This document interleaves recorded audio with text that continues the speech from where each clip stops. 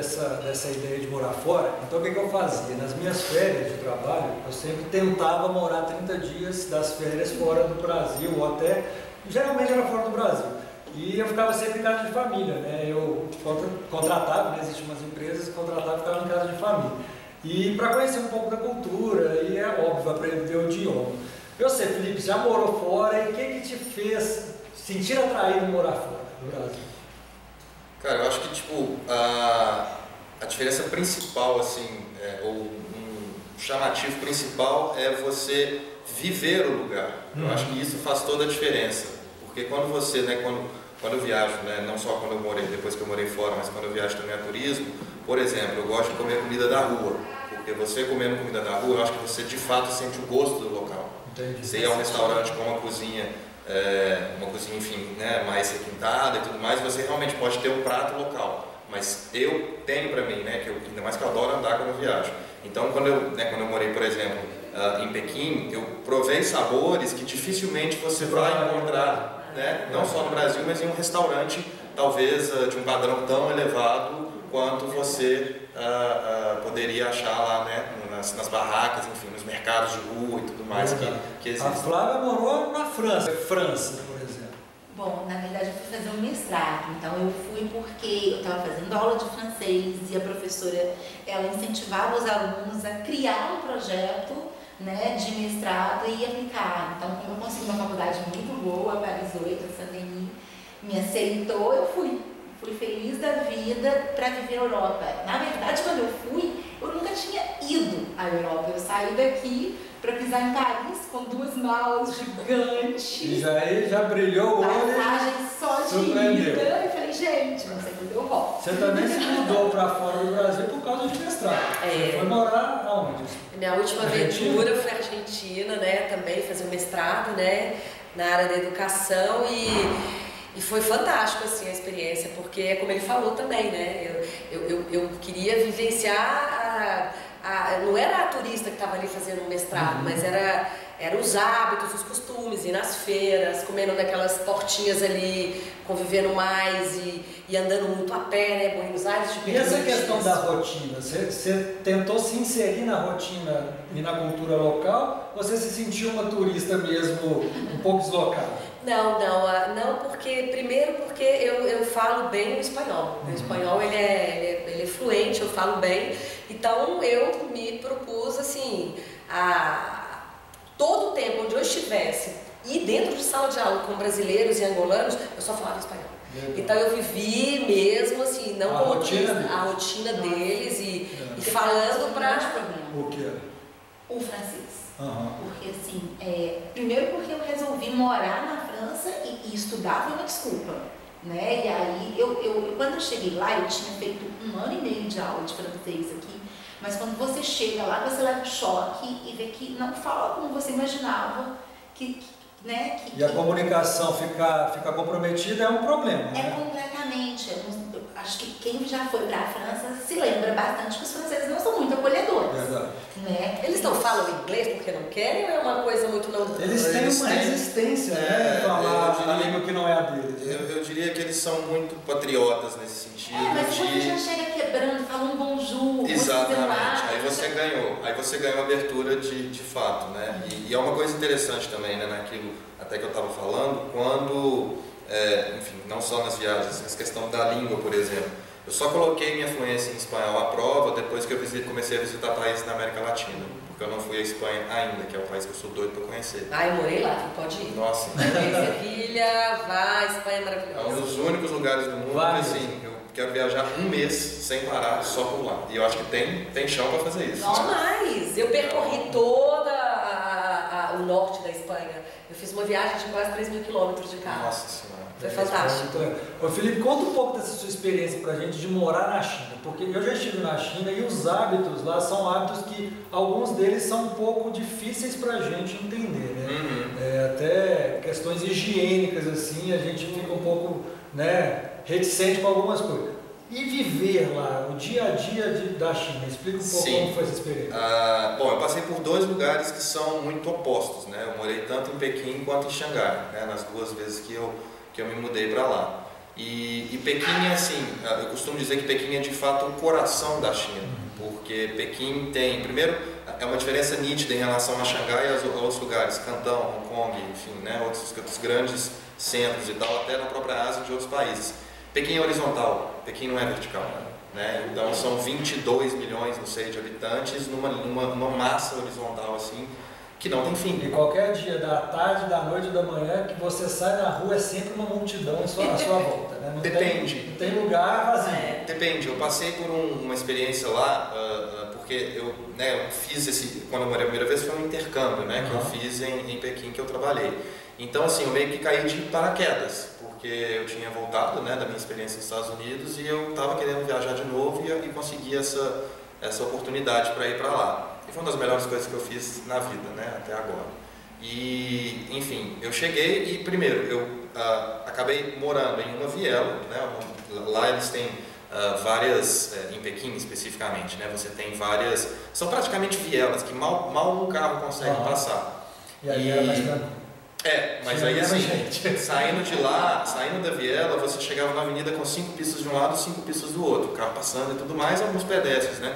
No metrô sim, no metrô era quase aquela lata de sardinha, né? Você fica... Eu brinco que eu fui a trabalho para Pequim e eu brinco que o metrô era tipo assim, saída de Mineirão em dia de jogo, sabe? Era tipo isso. Nossa, você é saído, né? Você não sai, você é saído. Você é saído. E você também é a atração do circo, em certa medida, porque você não tem os olhos, né, puxados. As pessoas pedem para tirar foto com você. Isso acontece. A Índia também acontece muito disso, Malásia. As pessoas te pedem para tirar foto na foto dela. E você fica sem entender. Por que eu vou sair na sua foto? E elas guardam aqui, eu tiro a recordação. Nossa, meu marco no mapa tem vários. E tem ainda por vir, eu acho. Mas Santiago, no Chile. Olha só, você morou um tempo em Abu Dhabi e Dubai, que é um país muçulmano. Como é que é uma mulher, né, com hábitos ocidentais morar um tempo num país muçulmano? Como é que foi? Foi uma experiência de quase uns 4 meses aí, mas na verdade o que acontece? Eu estudei um pouco antes essa cultura para entender também até como a gente ia passar esse tempo lá, eu tinha que entender os hábitos, né? Como que as mulheres se vestem, como que os ocidentais se comportam naquele país. A gente sabia de algumas restrições. Então, por exemplo, a gente sabia que nas reuniões que a gente tinha no governo, na própria sede do governo, nada de pescoço de fora, nada de muito decote, tudo tinha que ser muito fechado. Então, assim, a gente, nós mulheres ocidentais, existe um cuidado, assim, muitas vão. Eu vi mulheres lá de shorts curtos, mas elas são extraterrestres para eles, né?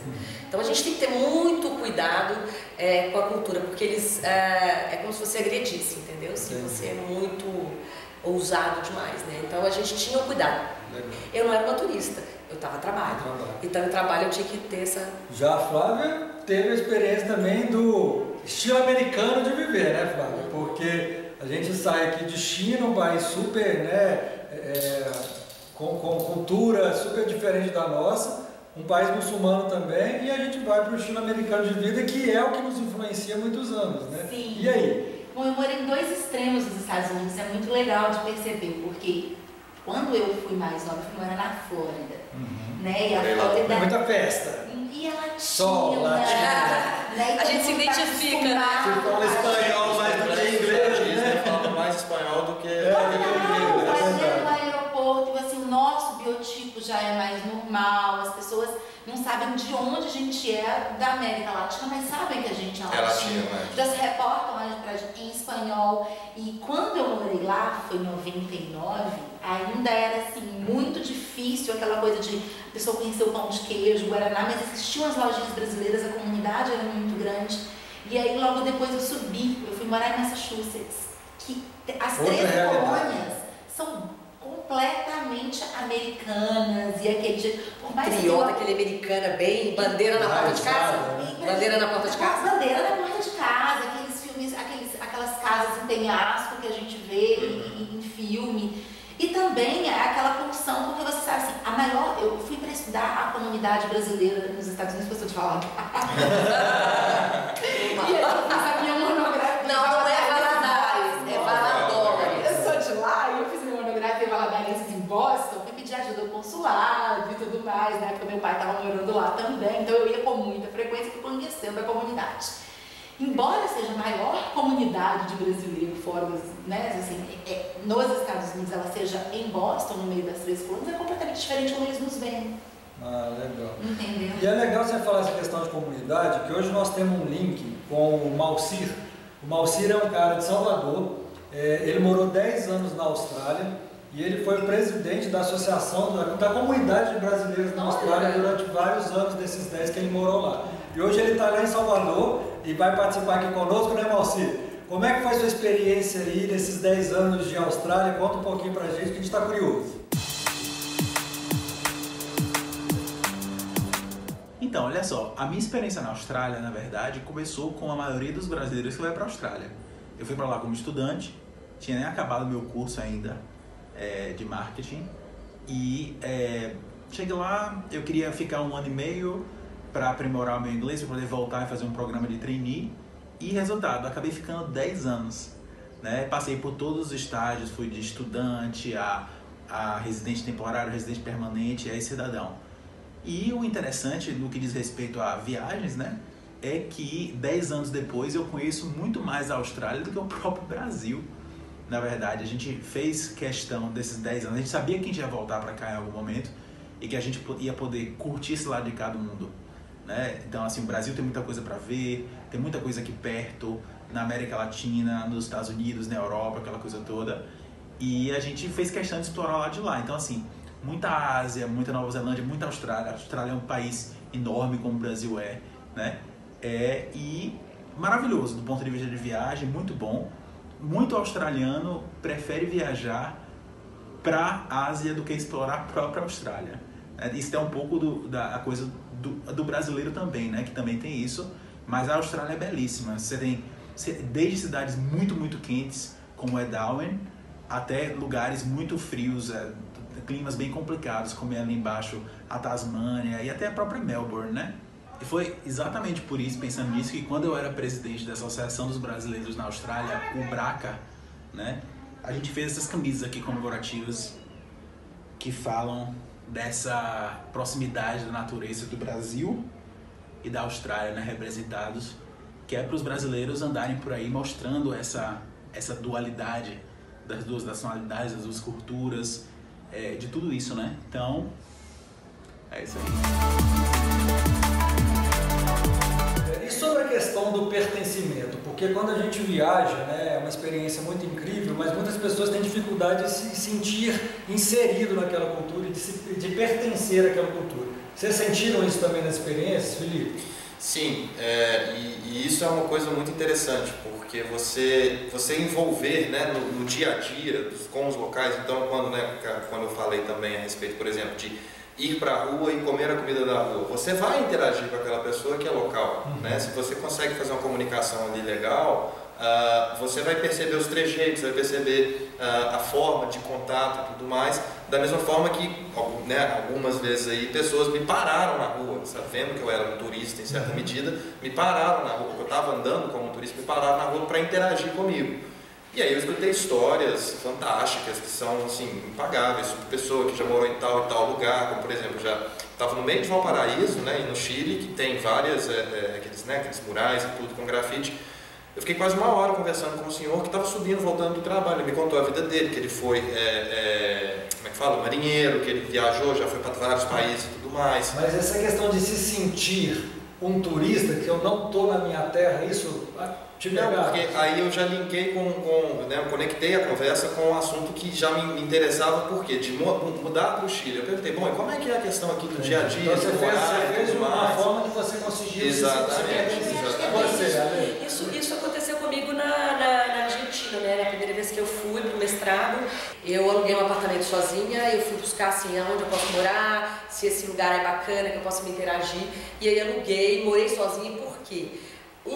As pessoas que eu sabia que estavam indo para mestrado alugavam com eles, entre brasileiros, entre eles ali. E muitos hostel, e ficavam naquilo. Não, eu queria um apartamento onde eu vivenciasse, que eu comprasse, fizesse as compras no supermercado, que eu mesma cozinhasse. E dessa forma você conseguiu se sentir pertencente ao local. Completamente. Posso fazer um claro. adendo aqui a essa questão que ela colocou, que é interessante. Quando eu estava falando também, quando eu morei em Pequim, por exemplo, essa viela, né, são os Zhutongs, então mal passa um carro. Onde eu morei, eu saía, né, para ir trabalhar todo dia, eu tinha que andar umas 5 quadras até o metrô, mais ou menos. E, enfim, no caminho para chegar no metrô, eu via pessoas, né, que era um pessoal um pouco mais humilde nesse sentido onde eu morei. Então, as pessoas estendiam roupa na porta de casa, faziam comida na porta de casa, crianças brincando, né, na porta de casa, com roda, com carrinho, com bola e tudo mais. E eu escutava mandarim sem entender mandarim. Eu peguei muito mandarim de ouvido, de perguntar para os meus amigos estrangeiros que eu fiz lá o que significa tal expressão e tudo mais. Aí eu fui começar a capturar a língua, como se diz. Mas até eu chegar, né, começar a escutar uma língua que me era familiar, demorava mais ou menos uns 30, 40 minutos todos os dias nessa caminhada. Você foi internalizando. Exatamente. E essa época foi muito interessante porque eu aprendi muito mais a escutar do que falar. Isso é bacana. Faz sentido, claro. Flavinha, e você? Bom, essa questão de tempo eu acho muito importante. Os 8 primeiros meses que eu morei em Paris, eu não me sentia pertencente. Né? Já os 8 meses seguintes, eu estava inserida na comunidade. Já era uma Moulin Rouge. Eu era uma Moulin Rouge. E assim, realmente senti uma coisa até de alma aí, aquela conexão. Aí, já nos Estados Unidos, pelo fato de conviver muito com o brasileiro o tempo todo nesse início, o sentimento de pertencimento do lugar ficava um pouco mais difícil porque você está vivendo no Brasil em outro lugar. Aí agora, com as minhas várias andanças depois e esse retorno para os Estados Unidos, esse ano, eu descobri Denver, descobri o Colorado e já era apaixonada pelas montanhas daqui, estava achando que eu tinha que voltar, estava morando em Brasília, achei que eu tinha que voltar para cá e ficar em Denver e me apaixonei pelas montanhas de lá. E em menos de 3 meses eu estava de volta lá falando que quero morar aqui. Mas aí já era um outro ambiente, um outro tipo Por quê? Porque desde o início eu fui recebida por americanos, comecei a conviver com americanos, trabalhar com americanos e fez isso aqui toda que tem muita coisa, hoje com essa tecnologia fácil que a gente tem aquelas pessoas que viajam, seja para o turismo, seja para morar fora, que elas não se desconectam com o país. Totalmente. Elas estão o tempo inteiro, né? Eu tinha colegas de Em vez de interagir lá, elas estão o tempo inteiro postando, conversando, e falando no Brasil, então não corta o cordão umbilical. Não, e isso é muito... você perde uma oportunidade, né? Eu tinha colegas de mestrado, por exemplo, eu só falava espanhol no estado. Só escrevia, falava, tudo era espanhol. E eu tinha colegas que falavam, não, quando eu acabar o meu mestrado e eu voltar aqui para defender, eu vou fazer um curso de espanhol um ano no Brasil e volto. Eu falei, caramba, você tá aqui, aprende, ouve mais. Falou de ouvir. Não, a pessoa espera acabar para estudar o espanhol. Então eu falo... Então, assim, eu aproveitei tudo isso. Eu queria me comunicar, interagir, por isso morar sozinha era a melhor opção, né? Olha, o meu marco no mapa são muitos. Mas hoje, o meu marco no mapa, de fato, é Portugal. Ô, Malci, falando em pertencimento, você teve alguma dificuldade em se adaptar nesses seus 10 anos aí de Austrália?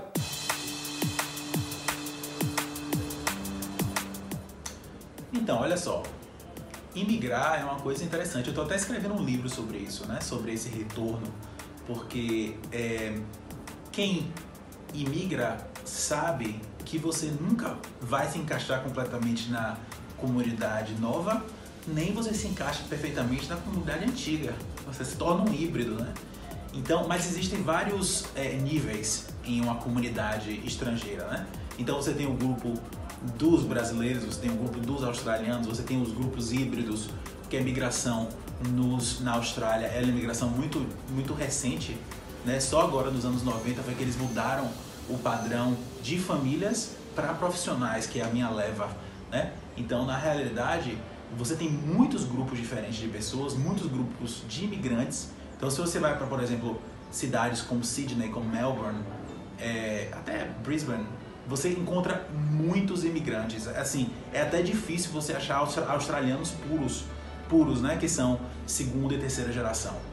Então, assim, para responder sua pergunta, o imigrante nunca vai se encaixar completamente nem lá, nem aqui. Mas não quer dizer que não existe espaço dele. Então, assim, eu sou australiano hoje com muito orgulho, eu sou brasileiro com muito orgulho, e uma coisa não é maior do que a outra. Cheguei em Pequim, além do jet lag e tudo mais, À noite eu tava com fome e eu tava num hotel e, enfim, né, sou totalmente sozinho. Falei, cara, eu preciso comer. E aí eu achei um restaurante de porta de garagem mesmo assim, e não tinha figurinha no cardápio, nem nada e tudo mais. Falei, aquela fotinha, né, que na China ajuda, né? Aquela ajuda e não tinha. E aí, inclusive, depois dessa história, que tipo assim, aí é que eu ia desbravando e conhecendo os restaurantes que não tinha figurinha mesmo. Aí eram experiências, melhores experiências. Cheguei, pedi um prato, e a única coisa que eu tinha aprendido a falar, Lamen? Não, era uiaulá, que seria sem pimenta. Sem pimenta. Mas, obviamente, que eu falei errado. Né? E aí veio totalmente apimentado. E aí eu bebi 3 garrafas de cerveja, terminada a 3ª garrafa, eu não tinha concluído metade do prato. Eu falei, cara, não tem jeito, passei mal e tudo mais. Nossa. E aí, a partir disso, foi que eu comecei a ser apaixonado por comida apimentada e comida chinesa. Eu posso contar uma história engraçada? Claro. Essa coisa de comida, dessa coisa de não falar bem. Eu adoro falar de comida. Eu também. Essa coisa que ele fala, assim, quando eu cheguei a primeira vez na Espanha, quando eu fui morar em Sevilha, eu parei em Madrid. Quando eu parei em Madrid, meu primeiro dia, tá? Eu tava nada de espanhol, óbvio. Aí eu cheguei, carreguei minhas malas, exausta, falei, eu preciso comer, né? Entrei no restaurante, tô lá no restaurante e tal, chegou o garçom. Aí eu queria dizer a ele que eu tava com muita fome, sabe? Então, como eu não sabia, eu troquei e falei assim, eu tenho mucho hombre. Ele ficava me olhando assim, aí eu tenho mucho hombre. Sim. E você tem hambre. Você tem muito homem. Eu tava dizendo, eu tenho muito homem, né? E ele ficava assim, sim, ele não dizia bom nada. pra você, né? E eu queria que ele dissesse assim, eu vou te mostrar o cardápio, você tá com muita fome, tem muita coisa gostosa. E eu ficava o tempo inteiro, eu tenho muito homem. Ele sim. Então a gente tem que... Você é feliz, né? Você é muito bom, você é feliz. Mas assim, ele percebeu, né, que você estava falando algo, ele sacou que você estava falando uma coisa e você queria dizer outra, né? Nem todas as pessoas, né, no mundo têm esse cuidado também. Eu garçonete em Paris, né? Fui garçonete dentro do único restaurante à la carte do Louvre. Aí chegava de tudo, pessoas do mundo inteiro, pessoas assim, super, eu sou importante, gente, nossa, tá dentro do Louvre, então tinha de tudo, mas ninguém conseguia falar francês. Então o que eu já fiz de mímica nessa vida, pra agradar o cliente. E já levei assim, bronca porque o grego não pode comer carne crua. Já levei bronca porque estava muito bem passado e era para um francês. O judeu não pode comer leite com carne, né? E já tive que fazer mímica para japonês. Foi muito engraçado. O meu marco no mapa são as montanhas do Colorado. Alessandra, eu sei que você não tem só essa história engraçada, não. Conta mais uma aí pra gente. Não, gente, realmente eu tenho várias histórias, né? Enfim, eu tava em Madrid, tinha acabado de chegar, totalmente sem noção de tudo. E aí eu entrei no ônibus, num calor assim infernal.